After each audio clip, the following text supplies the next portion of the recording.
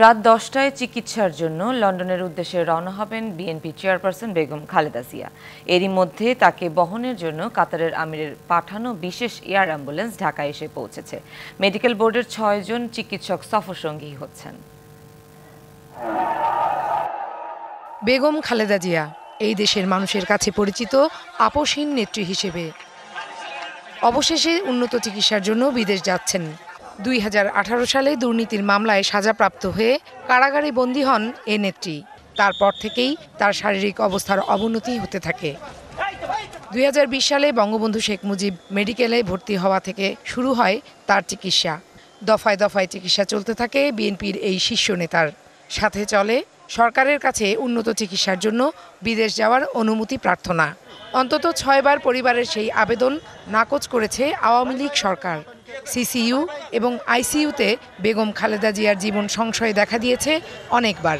তবুও তাকে বিদেশ যাওয়ার অনুমতি দেয়নি শেখ হাসিনা। অবশেষে অন্তর্বর্তী সরকার তাকে সকল মামলা থেকে মুক্ত করে দিয়েছেন বিদেশে চিকিৎসা নেওয়ার সুযোগ। 3 বারের সাবেক প্রধানমন্ত্রী খালেদা জিয়া দীর্ঘদিন থেকে liver cirrhosis, kidney, heart, diabetes, arthritis সহ নানা শারীরিক অসুস্থতায় ভুগছেন।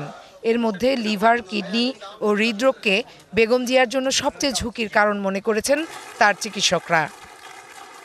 সবকিছু ঠিকঠাক থাকলে আজ রাত 10টায় কাতারের আমিরের পাঠানো বিশেষ এয়ার অ্যাম্বুলেন্সে করে তিনি ঢাকা ছেড়ে যাবেন।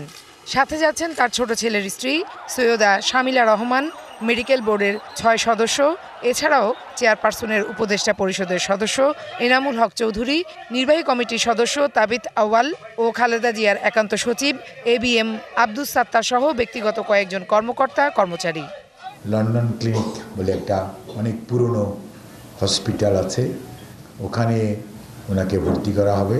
উনি এয়ারপোর্ট থেকে সরাসরি ওখানে যাবেন। চিকিৎসকদের ওখানে ওনাকে পরীক্ষা নিরীক্ষা করবেন। তার পরবর্তীতে ওনাদের পরামর্শক্রমে পরবর্তী সিদ্ধান্ত গ্রহণ করা হবে। খালেদা জিয়ার এই চিকিৎসা ভ্রমণের বাইরে আরও একটি অসামান্য দৃশ্য দেখার জন্য উন্মুখ হয়ে আছে দেশ আর তার দল। লন্ডনে নেমেই বিএনপির ভারপ্রাপ্ত চেয়ারম্যান তারেক রহমানের সাথে দেখা হবে মা বেগম খালেদা জিয়ার। তার সঙ্গে দীর্ঘদিন পর তার দেখা হবে, প্রায় 1.5 যুগ পরে।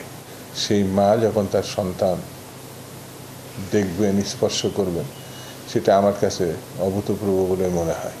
আগামী দিনগুলোতে গণতন্ত্রের উত্তরণের যে নির্বাচন বা অন্যান্য প্রসঙ্গ পরিবর্তন, সেই বিষয়গুলো হয়তো আলোচনা হতে পারে। তবে সর্বাগ্রে সবার প্রথম চিকিৎসাটাই মুখ্য থাকবে। যুক্তরাজ্যে পৌঁছানোর পর সরাসরি তাকে লন্ডন ক্লিনিকে ভর্তি করা হবে। সেখানে কিছুদিন চিকিৎসা নেয়ার পর যুক্তরাষ্ট্রের মেরিল্যান্ডে জনস হপকিন্স বিশ্ববিদ্যালয় হসপিটালে খালেদা জিয়ার চিকিৎসা নেয়ার কথা রয়েছে। ৭৯ বছর বয়সী এই নেত্রী সম্পূর্ণ সুস্থ হয়ে আবারও রাজনীতির হাল ধরবেন সেই আশায় এখন বিএনপির সমর্থক, তার দল ও পরিবার। আর তাই তার সুস্থতার জন্য দেশবাসীর কাছে দোয়া চেয়েছেন তারা। Farhana Juthi, DBC news, Dhaka.